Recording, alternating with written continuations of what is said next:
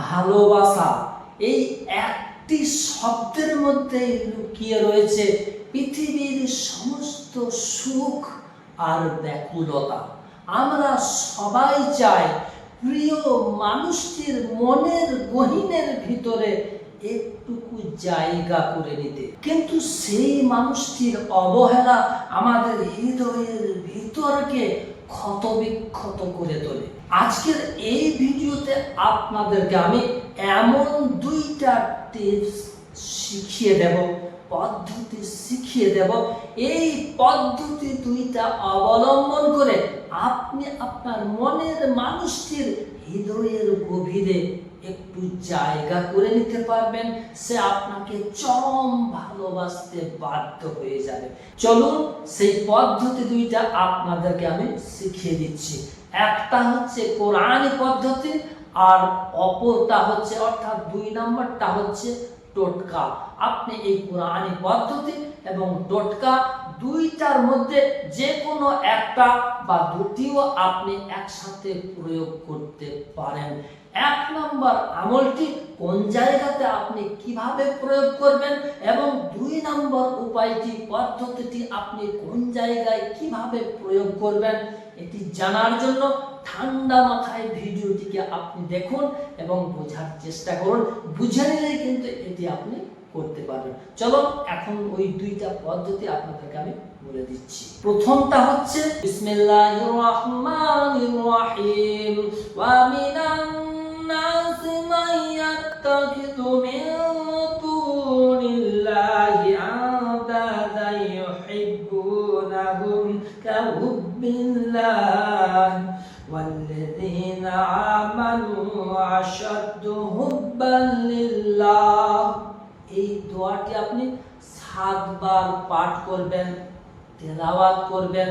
7 বার পাঠ করার পরে আপনার স্বামী বা আপনার স্ত্রী যদি আপনার প্রতি রাগান্বিত হয়ে থাকে, আপনি স্বামী হয়ে আপনি আপনার স্ত্রীর ক্ষেত্রে এটি আপনি প্রয়োগ করতে পারবেন। আপনি স্ত্রী হয়ে আপনার স্বামীর জন্য এটি আপনি প্রয়োগ করতে পারবেন। কিন্তু 2 নম্বর টোটকাটা কিন্তু আলাদা বিষয়।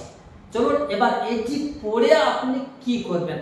আপনার স্বামী যে খাবারটি খেতে ভালোবাসে সেই খাবারটির মধ্যে এই দোয়াটি, এই এতটুকু দোয়াটি আপনি 7 বার পাঠ করে 7টি ফু লাগিয়ে দিন আর স্বামীকে আপনি খাইয়ে দিন।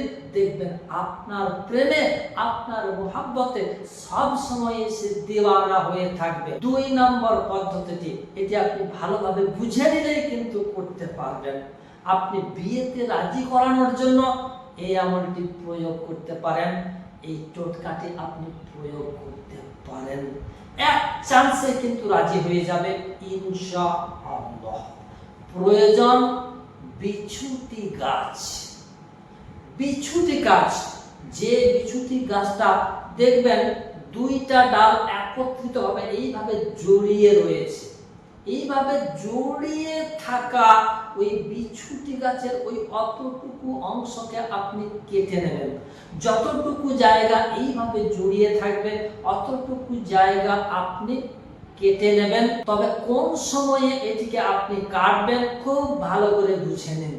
শনিবার অথবা মঙ্গলবার সন্ধ্যের সময় আপনি এটিকে কেটে নেবেন।